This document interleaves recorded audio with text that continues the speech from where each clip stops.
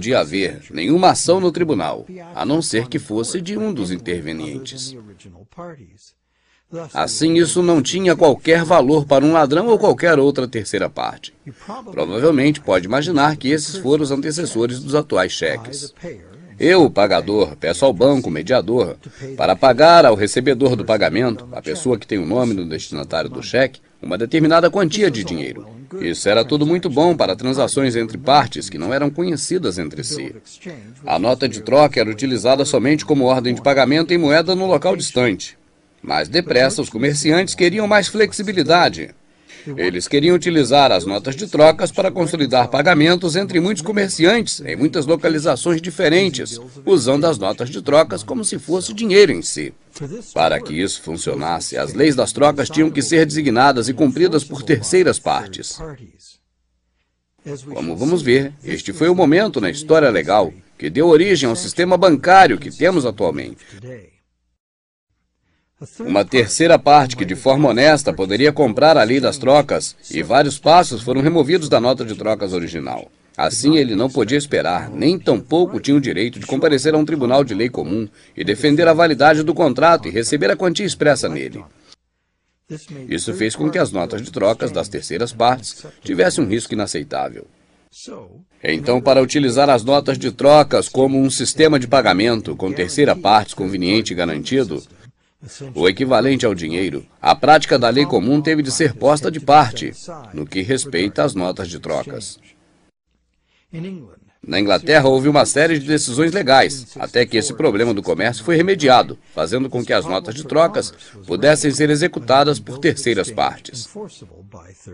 Se uma terceira parte tivesse comprado uma nota de troca por uma consideração válida e em boa fé, não havendo razão aparente para suspeitar de fraude, ou alguma deficiência por parte do vendedor para vendê-la, então a lei tomava-se automaticamente válida e executável pelo tribunal contra o assinante. O que é que significava essa mudança? Significava essencialmente que qualquer nota de troca era considerada legítima, uma vez que fosse vendida. As notas de trocas e todas as outras subsequentes formas de promessas de pagamento, como a notável recepção dos cheques, passaram a ser transferíveis e executáveis em tribunal. Era exatamente o que os comerciantes queriam. Agora, os contratos de dívidas poderiam ser vendidos como se fossem coisas, e o negócio das transações seria agora muito mais fácil. Não somente isso, abriu um mercado completamente novo para os que procuravam lucro. Seriam eles próprios quem trocariam as notas de trocas. Assim nascia o mercado da dívida. A mudança na lei também teve outro efeito. Tornou possível enganar ou mesmo forçar uma pessoa a assinar uma promessa de pagamento legal. E depois, se essa promessa fosse comprada por uma terceira parte, por uma verdadeira consideração e boa-fé, seria executada pelo tribunal contra o assinante. Finalmente, isso tornou-se uma das fundações dos princípios do Código Comercial Uniforme, que governa a conduta dos negócios nos Estados Unidos e, por extensão, a maior parte do mundo. Pensa nisso. Se comprarmos um computador roubado de uma pessoa na rua, somos culpados de estar recebendo bem roubado, uma ofensa criminosa. Não importa se pagamos com dinheiro honesto e que não sabíamos que os bens eram roubados. O tribunal vai restaurar os bens ao seu proprietário. Nós, como compradores inocentes ou não, perdemos o nosso dinheiro e ainda podemos ser acusados pelo crime. Mas se comprarmos um contrato de empréstimo de um bancário e darmos-lhes um valor real por ele em boa fé, não importa que o contrato de empréstimo possa ser criado sob falso pretexto. Quem quer que o tenha assinado segundo a lei do comércio dos contratos é obrigado a pagar o empréstimo e os tribunais vão forçá-lo a fazer isso. Hoje em dia, os contratos de dívidas têm vários formatos, incluindo especialmente empréstimos e hipotecas. É significativo notar que à medida que essas restrições comuns foram removidas, era criado o novo Banco da Inglaterra. O primeiro banco estatal autorizado a criar dinheiro a partir do nada. As novas leis vieram mesmo a calhar, fazendo com que os novos e vazios contratos do novo banco fossem executáveis contra o chamado mutuário. O banco tem benefícios dos juros de todo o dinheiro que cria a partir do nada. William Peterson, fundador do Banco da Inglaterra. Aqueles que descobriram a verdadeira natureza dos seus empréstimos bancários e tentaram desafiar a validade dos seus contratos de dívida nos tribunais modernos, descobriram que, para sua desgraça, que esta lei do comércio de contratos é ainda a defesa absoluta do dinheiro como dívida. O banco terá vendido o acordo do empréstimo original a um terceiro por um valor. E podemos saber que esse terceiro pode, muitas vezes, ser uma companhia irmã do banco. Tudo o que importa ao juiz é quem possui o documento e o que consta nele e quem assinou. A falha do banco ao não informar a verdadeira natureza do contrato do empréstimo e a ausência de haver realmente um empréstimo com dinheiro de verdade da parte do banco não é, na verdade, relevante.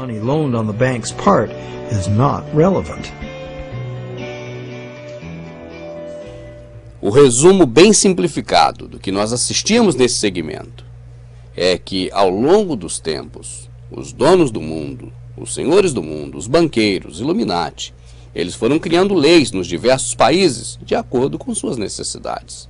E nessas leis, claro que eles não visam nada em favor da sociedade, da população, mas apenas do seu próprio interesse, passando por cima de diversos critérios. Agora, o importante disso é nós também percebermos que nem todos os países eles conseguiram implementar essas leis. O Brasil, por exemplo, é um país que eles conseguiram implementar e o Brasil está totalmente nas mãos deles. Mas alguns países do mundo, eles não conseguiram. Mas não viram também isso como problema, porque, na verdade, eles sempre vão precisar desses países que não se enquadraram às suas leis para justificar as guerras, porque são contra esses países que eles fazem as guerras, para isso que esses países são utilizados por eles. No próximo segmento, nós vamos ver como as leis têm respaldado toda essa fraude. Vamos entender melhor isso agora.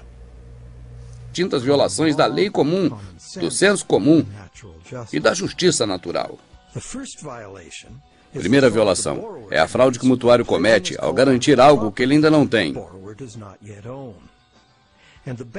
E o banco é cúmplice porque aceita essa garantia fraudulenta como garantia de pagamento ao crédito que ele cria. Segunda violação é a falha do banco ao não revelar a verdadeira natureza do contrato. O banco chama isso de um empréstimo, levando o mutuário a acreditar que ele ou ela está recebendo um empréstimo de dinheiro existente. Mas o banco sabe perfeitamente que só está fornecendo uma nova promessa de pagamento simplesmente digitada no computador. Uma promessa que o banco sabe que provavelmente nunca terá que cumprir. Terceira violação. O acordo do empréstimo deveria de ser inválido, porque contratos impossíveis são legalmente inválidos. O banco está criando um contrato impossível porque as condições requeridas para garantir que o mutuário tenha oportunidade de pagar o empréstimo, o valor do empréstimo mais os juros, não são cumpridos. A não ser que o sistema cumpra 100% da reciclagem de ambos os valores do empréstimo e dos juros, o que na verdade não cumpre. Alguns mutuários não vão conseguir pagar e perder a sua garantia de empréstimo, simplesmente devido à escassez sistemática do dinheiro.